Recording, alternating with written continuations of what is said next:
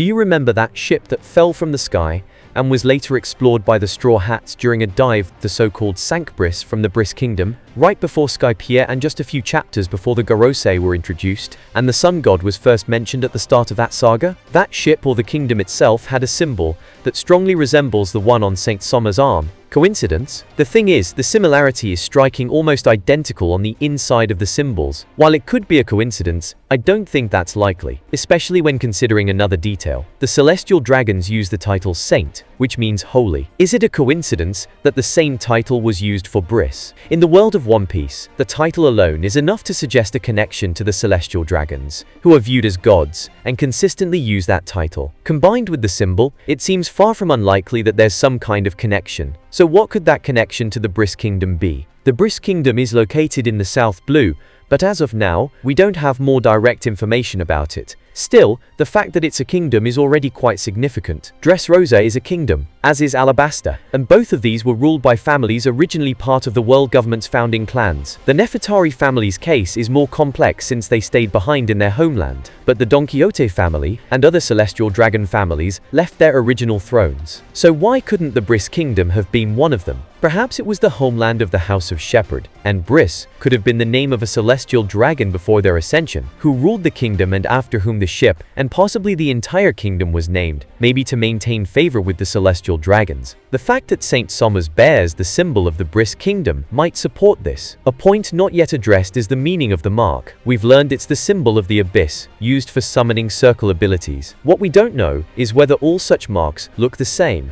Above the Briss Kingdom symbol within the abyss mark, there's another circle, more spikes and flames. It's possible those outer parts are universal, while the inner symbol represents the original ruling house. That would mean each family could have a different symbol at the center. But if every symbol is exactly the same, it might point to something else entirely, like the person at the top, Emu. Emu may have been the first to bear this mark, or perhaps they were the one who gave it to the others. Either way, if the Shepherd family doesn't come from Briss, and it's not their symbol, it could actually be the crest of House Nerona. Emu could have made their own house's symbol, the central emblem of the mark. Emu may not have influenced the design of the mark itself, but could have altered the flag of their kingdom to reflect it after receiving it. Either way, it's at least possible that either the Shepherd or Nerona family originates from that land. While we're on the topic of the abyss mark, there's another point that's extremely interesting, beyond just the Briss theory. If you followed my videos for a while, you might know I once speculated that the Holy Knights of Elbaf would appear, and that one of them, possibly the man with the burn scar, would be among them. The former came true, while the latter has become increasingly unlikely over time. We've already seen several Holy Knights, and there's been no strong indication that any of them is the man marked by flames, at least until now. Is it a coincidence that a flame is part of the abyss mark? Maybe, but it fits incredibly well, especially considering how Oda likes to build up plot points. At the end of Wano,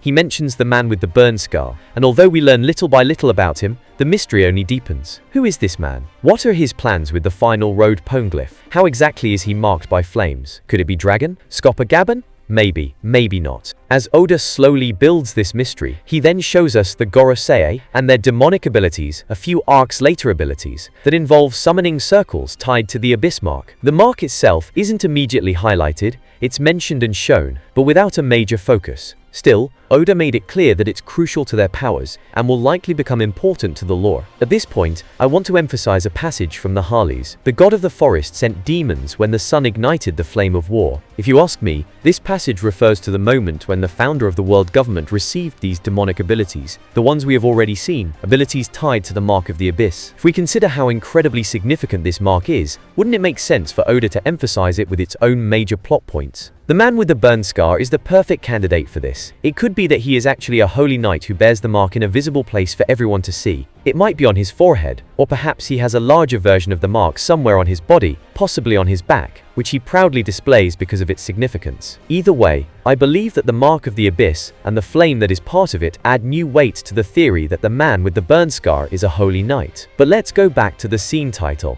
as there is another point I want to examine more closely. Before I do that, if you haven't subscribed yet, make sure to hit that subscribe button so you don't miss any future videos. Now the question is, why do Saint Sommer's and almost all other celestial dragons carry this title and are introduced with it? at least when they are relevant enough. There are exceptions. One of them is Figarland Shamrock. However, he was introduced as a world noble, as the son of Saint Figarland, and as the captain of the Holy Knights. But even more interesting in this regard is another person who was introduced without the title, Gunko. Gunko wasn't even referred to as a world noble, despite receiving 2 introduction boxes. The first identified her simply as Holy Knight Gunko, and the second repeated this with added information about her devil fruit. This makes Gunko stand out. And that's not all. The other Holy Knights share another common trait that further distinguishes her. Figarland Garling, Figarland Shamrock, Shepherd Summers and Killingham, each of them was introduced with their family names. But why does Gunko not carry the same title, not get labeled as a world noble, and not even have a family name mentioned? Could it be that she is fundamentally different from the other Holy Knights? We saw with Loki that the Holy Knights offered him the chance to become one of them, and considering how St. Summers speaks about King Harold, I wouldn't be surprised if he had received and accepted such an offer in the past. Additionally, we know about York, who was supposed to be made a celestial dragon and likely is by now. Could it be that those who become Holy Knights or celestial dragons in this way are treated differently from the regular celestial dragons? While they possess the authority of a celestial dragon, or in the case of a Holy Knight, possibly even more authority, they do not belong to the 19 founding families. Wouldn't it make sense if only the founding families are titled as world nobles and are the only ones allowed to bear the saint title? If that's the case, it would also make sense that such individuals are introduced without their family names, as it may no longer be relevant to them, and Oda might not want to confuse us by giving a Holy Knight a family name that doesn't belong to the celestial dragons. I have to say though,